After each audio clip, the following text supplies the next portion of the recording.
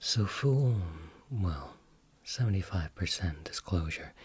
This began life as a treatment or conversation on soulmates and love life and all that nice stuff, following on a request that was very kindly put down in the comments. But as per, it became a little bit more self-involved, and seeing as we are now not quite square in the middle of Leo, but just coming up for the Lion's Gate portal, I thought it better to address something that was a little more in need of treatment or advice, if I have anyone to give advice, or just something to calm it down. Is you see, soulmates, love life, these things will just kind of naturally happen, you know. It doesn't need pushed any more than society pushes it. You don't need a whole spiritual side coming in as well. With something more volatile, like twin flames, has something a little bit different. You see, a twin flame is not a soulmate. A soulmate is something that happens a little more slowly, a little more organically. It's like the confluence of two rivers. There's a little bit of negotiation, a little bit of toing and froing, but you come together very gently over time into one. You learn to flow with each other. You accept each other's quirks, you get along very well, but you've got this little undercurrent, this affinity on which everything else is based. It's just a coming together of two distinct souls into something beautiful. Just quietly flowing, quietly flowing. Twin flames, on the other hand, is this idea that you are of the same soul, you've just been split apart. There is all this tension between you. So when you come together, it is less like a gentle confluence and more like a violent conflagration.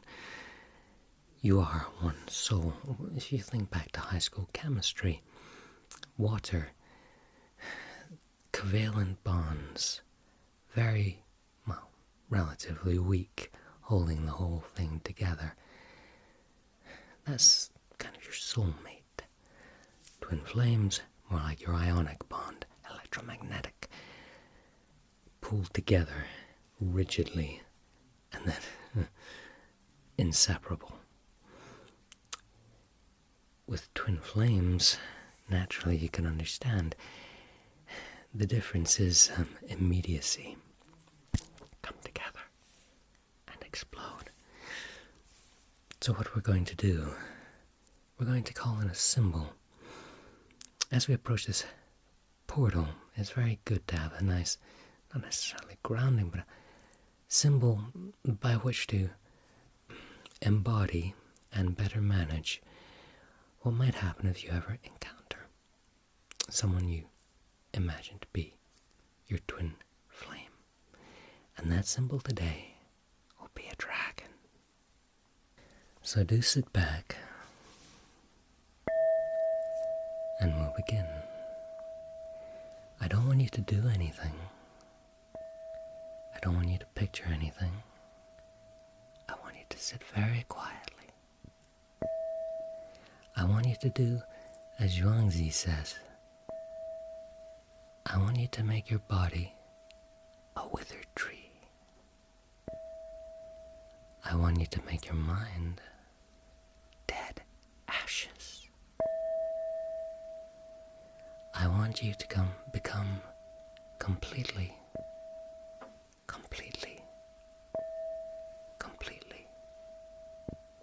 carbon. Dead. Carbon.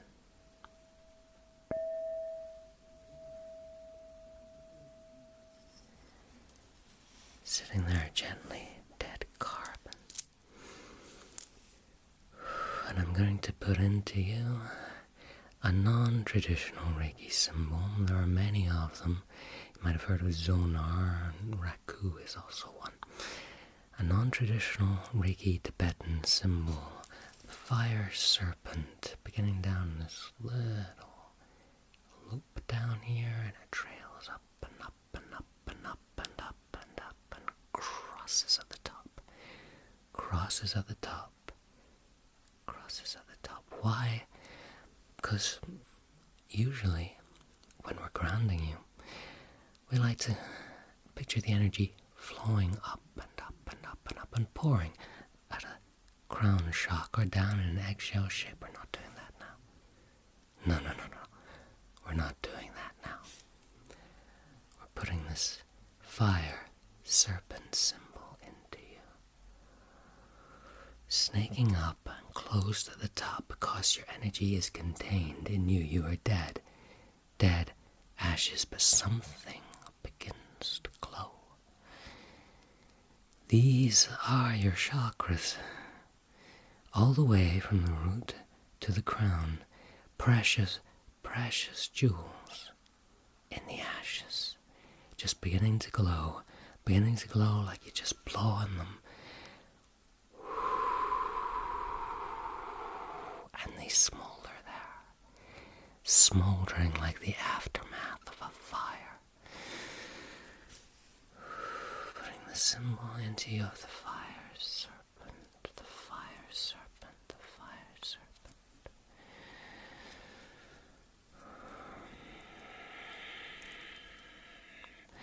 And I want you to breathe as a dragon breathes, because dragons are pure, spiritual creatures, completely one with the Tao.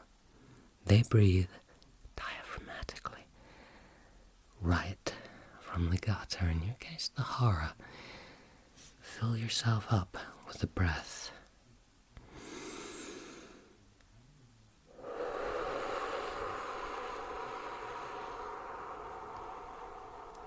And as you breathe out, picture all your 7 chakra points just coming to life, glowing as if blowing on the coals of a fire.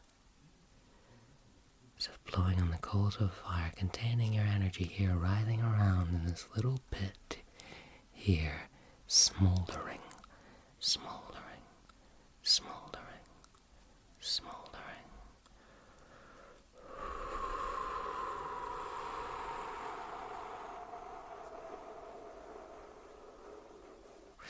Picture the energy building, spreading out, the fire relighting, the fire relighting. Good.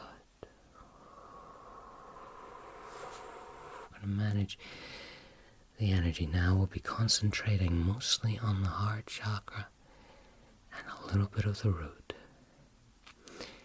And to aid in this, I've got these little very raw crystals here. This is dragon bloodstone.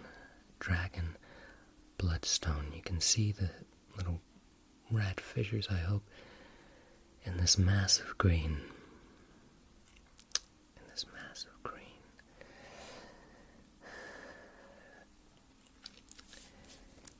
The green is epidote.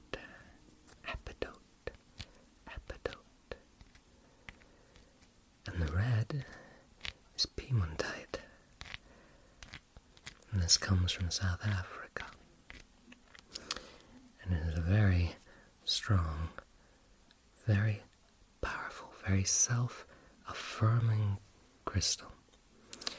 When one meets your twin flame, it is very easy to get caught up in the whole experience of the thing. Like I say, it is less of a conceptual, cerebral thing and more of a bodily drive. Therefore, we must come to it as a dragon should come to it, with all of your being, 100% of your being, 100% of your being. And that is what this stone does. It is one of courage. It is one of vitality. It will give you 100% of your being. When I'm going to come in, I'm just going to come in and begin really just, not aggressively isn't the word, but really brushing down your aura. Really brushing down your aura, not sweeping, but really rubbing it down, almost like gua sha. Almost like gua sha. Down your aura. Down your aura, because we've had you as dead ashes. We've blown on the ashes, and now we have a little fire starting, a nice little fire. We want to aggravate in a good way, almost like blood flow, getting the energy working again. So you are a pure, self-assertive soul. Just going to follow around that symbol again.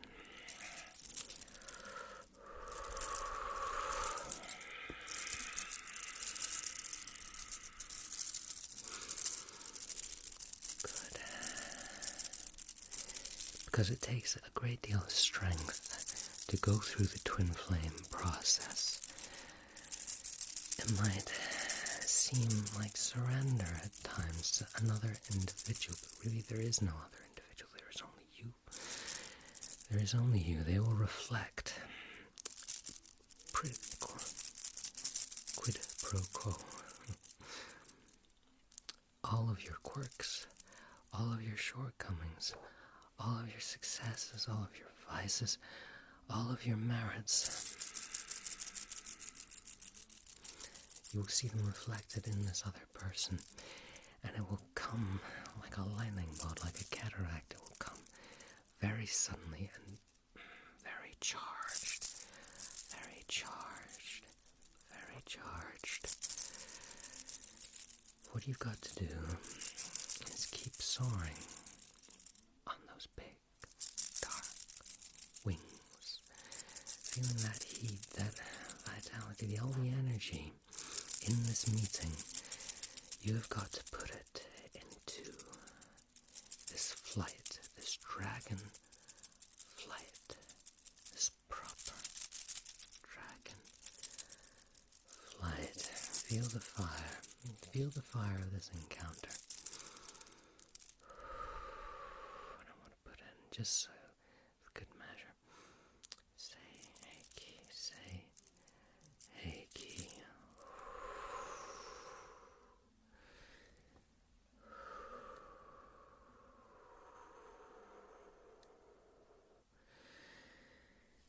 Becoming this dragon, armored on the outside, but with a very large heart, a massive heart in comparison to the rest of his body, the blood pumping faster and faster and faster and faster. All this chi building, spreading through the body, spreading through all the veins and arteries and capillaries. A strength. It's not carrying you away. It is pure strength. Pure strength.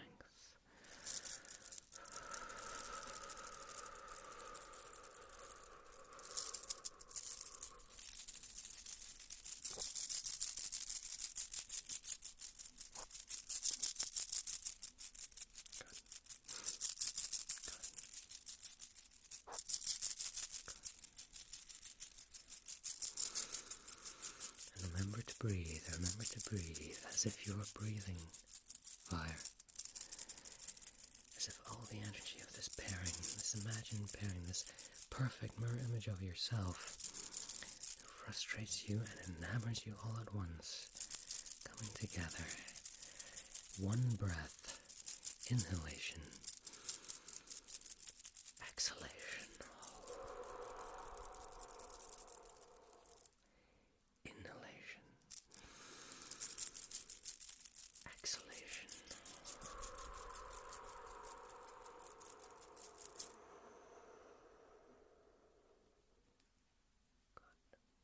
Now, while I understand it's not a very popular term at the moment, the one thing that will get you through this twin flame encounter is faith. Not in any deity, not in any process, than anything cerebral. It is faith in pure instinct, which is even harder to stomach, I guess. It is relying on the very deepest, most primitive parts of yourself. So I'm just going to come down now. I'm going to come down to your heart chakra and your hara. Just cupping motion just around your waist. Directing energy in this nice, warm, fiery ball. Working too with that aggravated energy that we worked on before. Putting energy in, growing this fire, transforming you into a dragon. This is not a process where we're calling in any celestial dragon.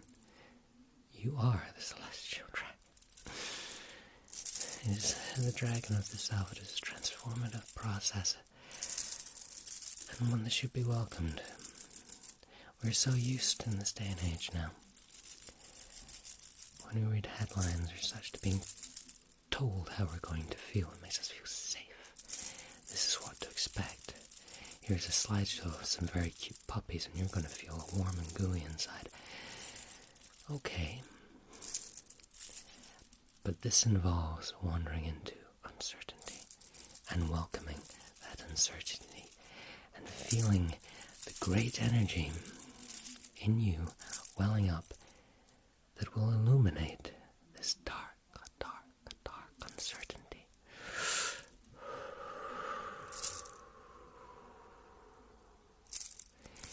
The light of the dragon rising. Now stretch your wings, unfold them. Feel the muscles in your back.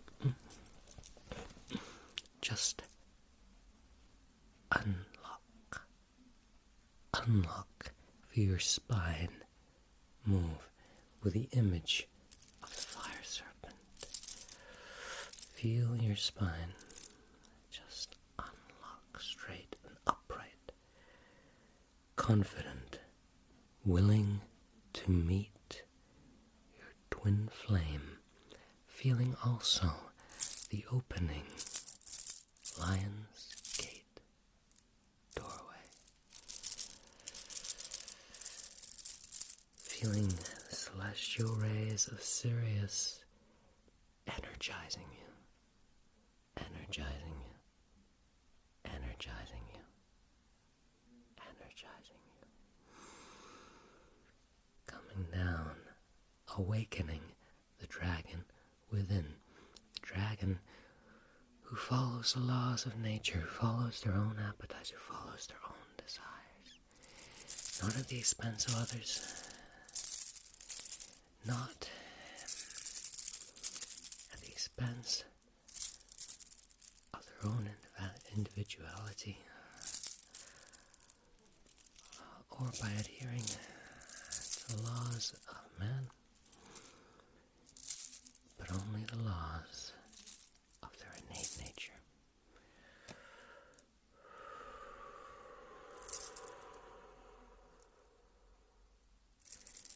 Good.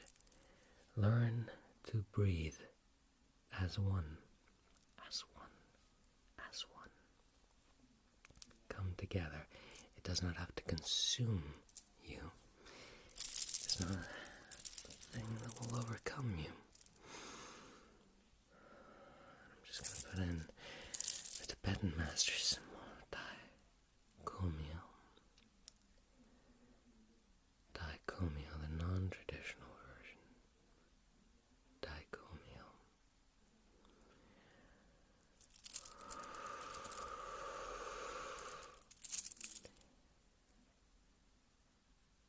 So that you will rise up, rise up, rise up on this great power, this great opportunity that has presented itself to you. It will be difficult, it will be volatile, and it will be greatly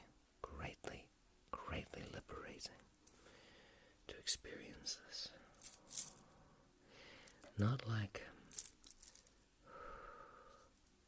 a soulmate. As comfortable, it's very comfortable. But a twin flame, as enlightening, invigorating. And you, right now, are prepared to open yourself up to that next stage. So come on. Bend your back. Backward.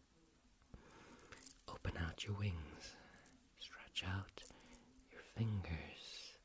Feel them move. Your claws, scale,